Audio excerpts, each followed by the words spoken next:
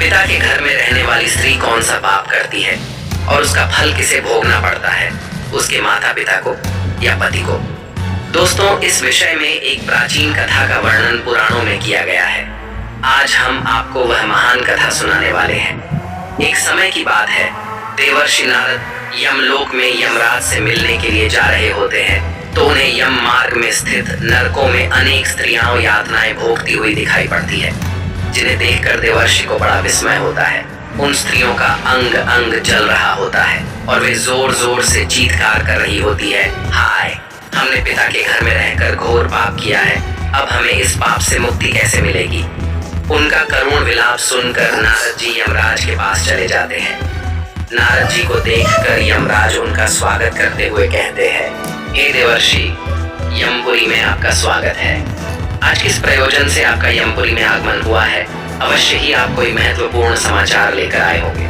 देवर्षि नारद कहते हैं, हे धर्मराज, आज मैं आपके दर्शन करने के लिए ही आ रहा था, किंतु मैंने यमपुरी के मार्ग में बड़ी ही विचित्र घटना देखी है, जिससे मेरे मन में शंका निर्माण हो गई है। कृपया आप मेरी इस शंका का समाधान कीजिए। यमराज कहते हैं, हे देवर्षि, आपके मन में जो भी शंका हो निसंकोच होकर पूछिए, मैं आपकी शंका का समाधान करने का प्रयास अवश्य ही करूंगा।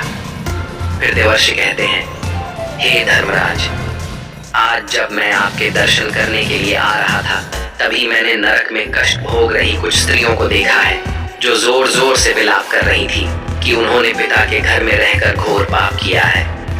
इसीलिए मैं आपके पास यही जानने के लिए आया हूँ कि एक स्त्री पिता के घर में रहकर कौन सा पाप करती है और उस पाप का दंड किसे भोगना पड़ता है। यमराज कहते हैं, हे देवर्षि, आपने उचित ही प्रश्न किया है। आपके इस प्रश्न के उत्तर में समस्त मानव जाति का कल्याण छिपा हुआ है। आपके इस प्रश्न का उत्तर देने से पूर्व मैं आपको महाराज कंस के जन्म की कथा सुनाता हूँ। महाराज कंस के जन्म की इस कथा के माध्यम से आपकी शंका भी दूर हो जाएगी और समस्त मनुष्य जाति को महत्वपूर्ण ज्ञान की प्राप्ति होगी। इसीलिए आप इस कथा को ध्यान से पूरा सुनिए। जो भी मनुष्य इस कथा का श्रवण करता है, मैं उसके 32 अपराध माफ करता हूँ। देवर्षि कहते हैं, हे धर्मराज, आप इस कथा को अवश्य कहिए। मैं इस कथा को सुनने के लिए उत्सुक हूँ। मैं इस कथा को ध्यान पूर्वक सुनकर इसका प्रचार करूंगा। फिर यमराज देवर्षि को वह कथा सुनाने लगते हैं। हे देवर्षि, 28वें द्वापर युग के आने पर यह इतिहास घटित होने वाला है। यदुकुल नरेश वीरवर उग्रसेन के यहाँ पर जो घटना घटित होने वाली है, मैं उसी का भूतकाल के रूप में आपके समक्ष वर्णन करता हूँ। माथुर प्रदेश में मथुरा नाम की नगरी है। उस नगरी में उग्रसेन नाम के यदुवंशी सम्राट राज्य करते थे। महाराज उग्रसेन बड़े ही पराक्रमी, संपूर्ण धर्मों के तत्वज्ञ, बलवान, दानशूर तथा अत्यंत बुद्धिमान थे। महाराज अपनी प्रजा का पालन करने में तत्पर तथा सत्य धर्म का पालन करने वाले थे। उसी समय में विदर्भ नाम के देश पर सत्यकेतु नाम से एक प्रसिद्ध राजा राज्य करते थे। महाराज सत्यकेतु की एक पुत्री थी, जिसका नाम पद्मावती था, जो अत्यंत सुंदर, सत्य धर्म का पालन करने वाली, गुणवान, चरित्रवान तथा स्त्री के समस्त गुणों से युक्त साक्षात लक्ष्मी के समान रूप वाली थी। महाराज सत्यकेतु ने जब अपनी पुत्री का विवाह करने का विचार किया और उनके लिए उचित वर खोजने लगे, तो उन्हें उस समय पर महाराज उग्रसेन के समान दूसरा कोई दिखाई न पड़ा। इसीलिए उन्होंने अपनी पुत्री का विवाह महाराज उग्रसेन से करा दिया। विवाह के बाद रानी पद्मावती ने महाराज उग्रसेन की बड़ी सेवा की। रानी पद्मावती के स्नेह और प्रेम से मथुरा नरेश उग्रसेन मुग्ध हो गए और वे पद्मावती को प्राणों से भी अधिक प्रेम करने लगे। वे रानी पद्मावती को साथ लिए बगैर भोजन भी नहीं करते थे। रानी के मुख के दर्शन किए बगैर महाराज को चैन नहीं पड़ता था। महाराज रानी के साथ क्रीड़ा विलास करने में ही समय बिताने लगे। महाराज पद्मावती से इतना प्रेम करने लगे थे कि उसके बिना उन्हें एक क्षण भी चैन नहीं पड़ता था। उन्हें पद्मावती की मधुर बातें अमृत के समान सुख प्रदान करती थी। पद्मावती की मुस्कान से ही महाराज मंत्रमुग्ध हो जाया करते थे। पद्मावती भी महाराज से बहुत अधिक प्रेम करने लगी थी। इस प्रकार से महाराज उग्रसेन और पद्मावती में परस्पर प्रेम बहुत अधिक बढ़ गया। फिर कुछ समय के पश्चात महारानी पद्मावती के पिता विदर्भ नरेश सत्यकेतु को अपनी पुत्री की बड़ी याद आने लगी। पद्मावती की माता भी अपनी पुत्री के दर्शन न होने के कारण अत्यंत दुखी थी। फिर महाराज सत्यकेतु ने महाराज उग्रसेन के पास अपने दूत को भेजा। उस दूत ने मथुरा जाकर महाराज उग्रसेन से आदर पूर्वक कहा, हे महाराज, विदर्भ नरेश सत्यकेतु ने अपनी कुशल कहलाई है और आपका कुशल समाचार वे पूछ रहे हैं। यदि आपको उनका स्नेह और सम्मान स्वीकार हो तो आप कृपया राजकुमारी पद्मावती को उनके यहाँ भेजने की व्यवस्था कीजिए। वे अपनी पुत्री को देखना चाहते हैं। उन्हें बड़े दिनों से अपनी पुत्री की याद आ रही है और उससे मिलने की उनके मन में बड़ी इच्छा है। महाराज उग्रसेन ने जब दूत के मुख से यह बात सुनी तो उन्होंने बड़े आदर के साथ महाराज सत्यकेतु की इच्छा का स्वागत किया और अपनी उदारता दिखाते हुए उन्होंने अपनी प्राण प्रिया पत्नी पद्मावती को अपने पिता के पास भेजने का निश्चय किया। महारानी पद्मावती अपने पति के निर्णय से अत्यंत प्रसन्न हुई और अपने पति से आज्ञा लेकर पिता से मिलने के लिए रथ में बैठकर चली गई।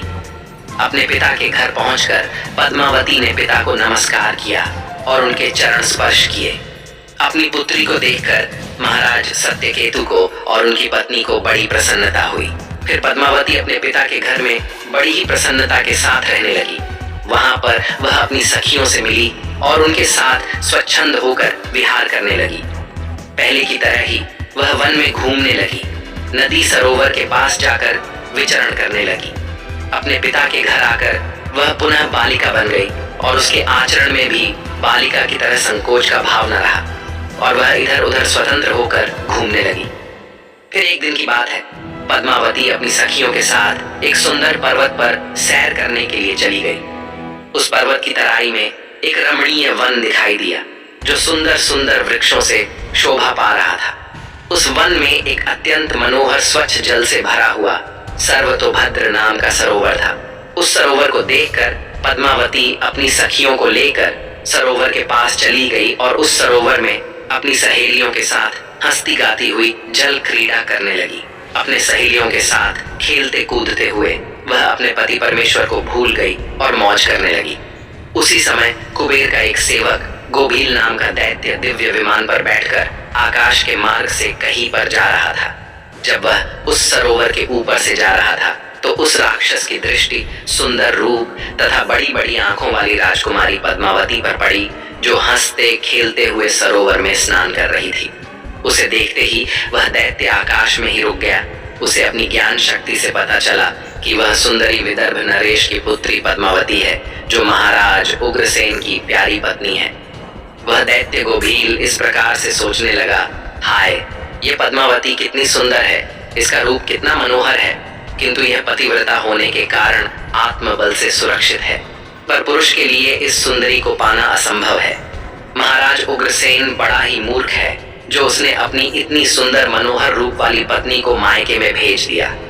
ये सुंदरी देवताओं के लिए भी दुर्लभ है। इस समय कामदेव मुझे बहुत पीड़ा दे रहे हैं। मैं कैसे इस सुंदरी के निकट जाऊं और इसका उपभोग करूं? इसके साथ भोग विलास करने की मेरे मन में बड़ी इच्छा हो रही है। इतना सोचते हुए उस राक्षस ने एक उपाय निकाला और फिर उसने महाराज उग्रसेन का रूप धारण किया। उसने पूरी तरह से अपने शरीर को महाराज उग्रसेन में बदल दिया। वह हूबहू महाराज उग्रसेन की तरह ही दिखाई पड़ रहा था। फिर वह उस वन में एक वृक्ष के नीचे जाकर बैठ गया और उसने मधुर संगीत बजाना शुरू कर दिया। वह मधुर संगीत मोहित करने वाला था। जब पद्मावती और उसकी सखियों ने उस मधुर संगीत को सुना तो उनका मन विचलित हो गया और वह मधुर संगीत की तरफ आकर्षित होने लगी। वह सोचने लगी, यह मधुर संगीत कौन बजा रहा है जिसने हम सभी को मंत्रमुग्ध कर डाला है? पद्मावती के मन में उस संगीत बजाने वाले को देखने की इच्छा हो गई। वह उस संगीत का पीछा करते हुए अपनी सखियों के साथ जाने लगी तो उसने देखा कि एक वृक्ष के नीचे कोई पुरुष बैठा है जो महाराज उग्रसेन की तरह दिखाई पड़ रहा था।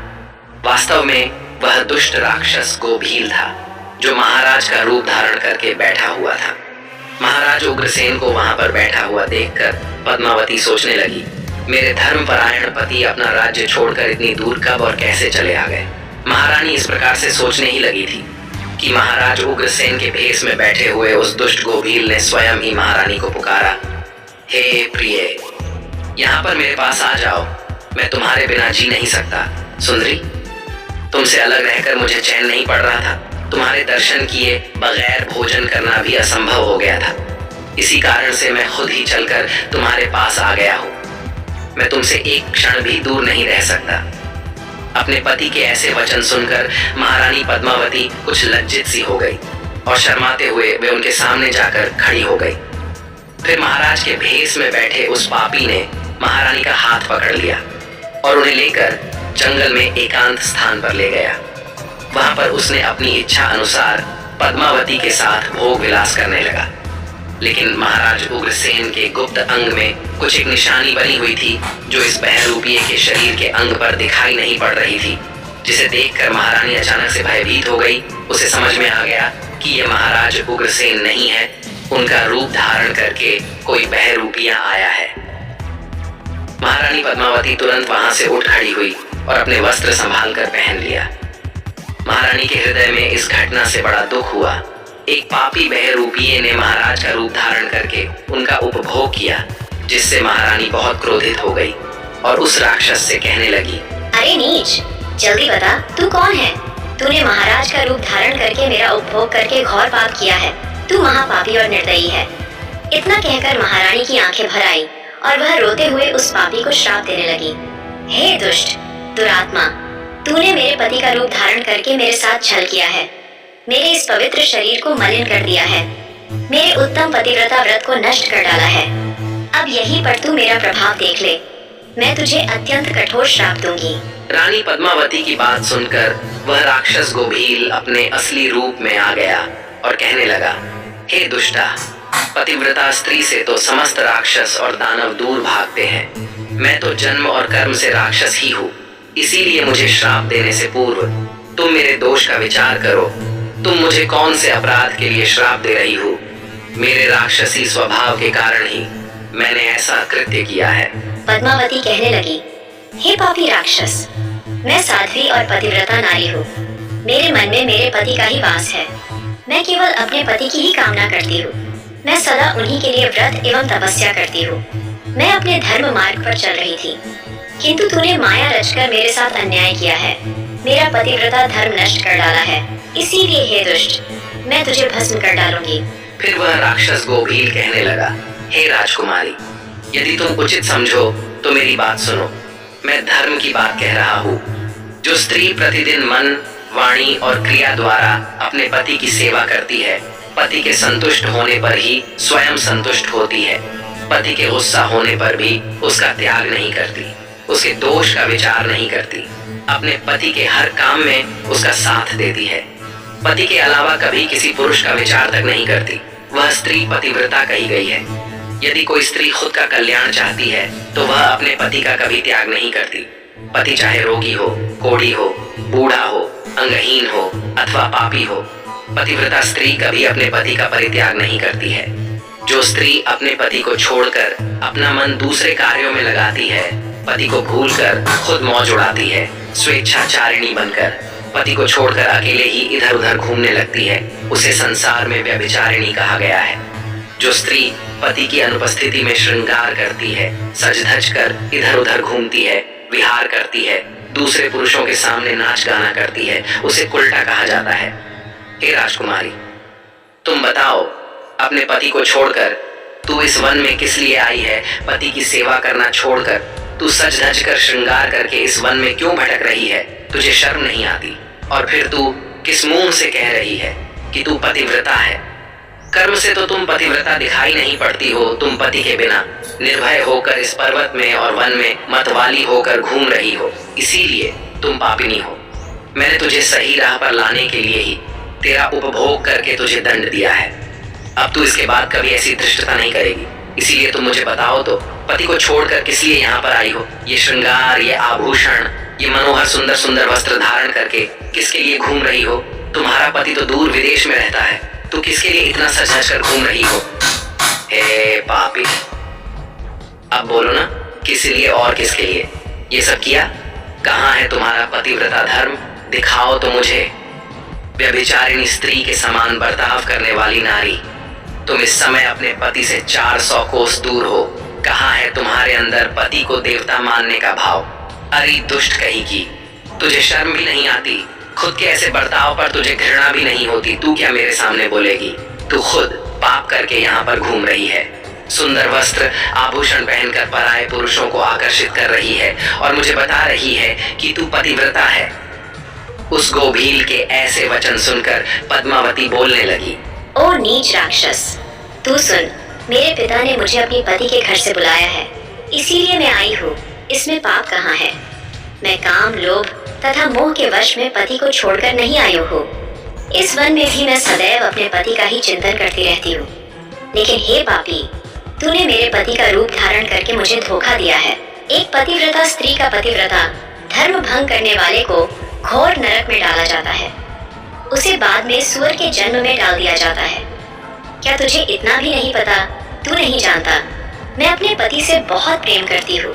मैंने कभी अपने पति का अपमान नहीं किया, सदैव उनकी सेवा की है।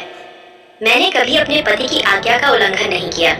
तो फिर क्यों तूने एक पतिव्रता स्त्री को दूषित करने का दुस्साहस किया है? अरे दुष्ट राक्षस, देवता भी पतिव्रता स्त्री से भयभीत रहते हैं। पतिव्रता स्त्री के श्राप से तो सूर्य की अग्नि भी ठंडी पड़ जाती है, सरोवर सूख जाते हैं, वृक्ष फलहीन हो जाते हैं। पतिव्रता स्त्री के बिना यह संसार नष्ट हो जाएगा। फिर गोभील ने कहा, पद्मावती, अब मेरी बात सुनो। अंधे मनुष्य को कुछ भी दिखाई नहीं देता है।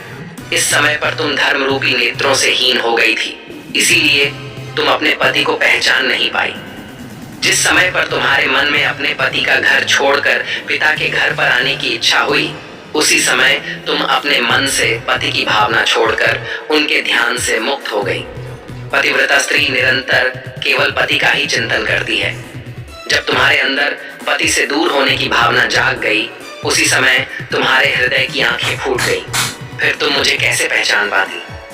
तुम अगर सच्ची पतिव्रता होती तो मुझे देखते ही पहचान लेती। पतिव्रता स्त्री के मन में केवल उसका पति ही होता है, वह अपने पति की सुगंध से उसे दूर से ही पहचान लेती है। लेकिन तुम अपने पिता के घर पर आकर अपने पति को भूल चुकी थी, इसीलिए तुमने मुझे पहचाना नहीं और अपना पति समझकर मेरे साथ चली आ गई। गोभील के इस प्रकार के निष्ठुर वचन सुनकर रानी पद्मावती को अपनी भूल का पता चल गया और उसके हृदय में बड़ा दुख हुआ। वह पश्चाताप करने लगी। फिर गोभील ने कहा, हे शुभे, मैंने तुम्हारा उपभोग किया है, जिससे तीनों लोगों को कष्ट पहुंचाने वाला पुत्र उत्पन्न होगा। यही तुम्हारे इस पाप का दंड है। इतना कहकर वह राक्षस गोभील वहां से चला गया। गोभील बड़ा ही दुष्ट और पापी था। उसके माया जाल में फंसकर एक पवित्र नारी का पतिव्रता धर्म नष्ट हो चुका था। उसके चले जाने के बाद रानी पद्मावती अत्यंत दुखी होकर रोने लगी। उसके रोने की आवाज सुनकर उसकी सखियां दौड़कर उस स्थान पर चली आ गई और पूछने लगी, राजकुमारी, रोती क्यों हो? क्या हुआ? महाराज उग्रसेन कहाँ पर चले गए। फिर महारानी पद्मावती ने अत्यंत दुख से रोते हुए अपनी सखियों को सारी हकीकत बता दी कि किस प्रकार से राक्षस गोभील ने महाराज उग्रसेन का रूप धारण करके उनके साथ छल किया। फिर सखिया पद्मावती को उसके पिता के घर पर ले गई। वहां जाकर रानी पद्मावती शोक और दुख से थर थर कांपने लगी। सखियों ने रानी की माता को सारी बात बता दी। यह बात सुनते ही पद्मावती की माता ने महाराज सत्यकेतु के पास जाकर सारा वृतांत सुना दिया, जिससे महाराज सत्यकेतु को बड़ा दुख हुआ। उन्होंने तुरंत ही अपनी पुत्री को कुछ दूतों के साथ उसके पति के घर पर भेज दिया। उधर महाराज उग्रसेन अपनी पत्नी पद्मावती को आया हुआ देखकर बहुत प्रसन्न हुए। वे बार बार पद्मावती से कहने लगे, हे प्रिय, तुम्हारे बिना मेरा जीवन दुष्कर हो गया था। तुम और कुछ दिन न आती तो मेरे प्राण ही चले जाते। इतना कहते ही रानी पद्मावती महाराज के गले में पड़कर फुट फुट कर रोने लगी। महाराज उग्रसेन कहने लगे, हे सुंदरी, क्या हुआ? क्यों रो रही हो? मुझे बताओ, तुम्हारे दुख का क्या कारण है? पद्मावती ने महाराज को कुछ नहीं बताया और उस पाप को छिपा दिया और प्रेम से महाराज के साथ विहार करने लगी। फिर महारानी का वह भयंकर गर्भ धीरे धीरे बढ़ने लगा। केवल महारानी ही जानती थी कि उसके गर्भ में किसका बच्चा पल रहा है। यह बात उसने कभी महाराज को नहीं बताई। अपने उदर में पल रहे उस राक्षस के बालक के विषय में सोचकर रानी को दिन रात चिंता सताने लगी थी। वह गर्भ 10 वर्ष तक बढ़ता गया और उसके बाद महाभयंकर कंस का जन्म हुआ। वही कंस जब बड़ा हुआ तो उसने तीनों लोकों के निवासियों को कष्ट पहुंचाना शुरू किया और फिर अंत में भगवान श्री कृष्ण के हाथों से उसकी मृत्यु हो गई और उसे मोक्ष प्राप्त हुआ। यमराज कहते हैं, हे देवर्षि, भविष्य में घटित होने वाली इस घटना को मैंने आपको भूतकाल के रूप में सुना दिया है। इस प्रकार से पिता के घर में जो कन्या निवास करती है वह बिगड़ जाती है। अतः कन्या को विवाह के बाद पिता के घर में अधिक समय तक नहीं रहना चाहिए। पुत्री अपने पिता के घर में रहकर जो पाप करती है उसका फल माता पिता को भोगना पड़ता है। इसीलिए किसी भी पिता को अपनी पुत्री के विवाह के बाद उसे अपने घर में नहीं रखना चाहिए। जिस पुरुष के साथ उसका विवाह किया गया है उसी के घर में स्त्री का पालन पोषण होना चाहिए। वहां रहकर जब वह भक्ति पूर्वक अपने पति की सेवा करती है उसे दोनों कुल की कीर्ति बढ़ती है। पिता के घर में आने पर वह फिर से अपने पुराने दिनों को याद करती है और पति को भूल जाती है। ऐसे में उसके द्वारा अनजाने में ही भयंकर पाप हो सकता है। विवाह के बाद स्त्री की रक्षा केवल उसका पति ही कर सकता है। पति से दूर रहने वाली स्त्री के मन में कभी भी पाप उत्पन्न हो सकता है। वह मोहवश पराये पुरुष के चंगुल में फंस सकती है। इसीलिए उचित यही है कि उसे उसके पति से दूर न किया जाए। यदि वह स्त्री ससुराल में रहकर पाप करती है तो उसका फल उसके पति को भोगना पड़ता है। पुत्री के उत्तम गुणों से ही पिता की कीर्ति बढ़ती है, इसीलिए पुत्री का स्थान उसके पति के घर पर ही होता है। दामाद के साथ भी कन्या को अपने घर में नहीं रखना चाहिए। तो दोस्तों, इस प्रकार से धर्मराज ने देवर्षि नारद को रानी पद्मावती की कथा सुनाकर संसार को उत्तम संदेश दिया है। आपको यह कथा कैसी लगी कमेंट करके अवश्य बताएं। जानकारी अच्छी लगी तो वीडियो को लाइक जरूर करें। कमेंट में जय श्री कृष्ण अवश्य लिखें। साथ ही चैनल को सब्सक्राइब करें। आप सभी का धन्यवाद।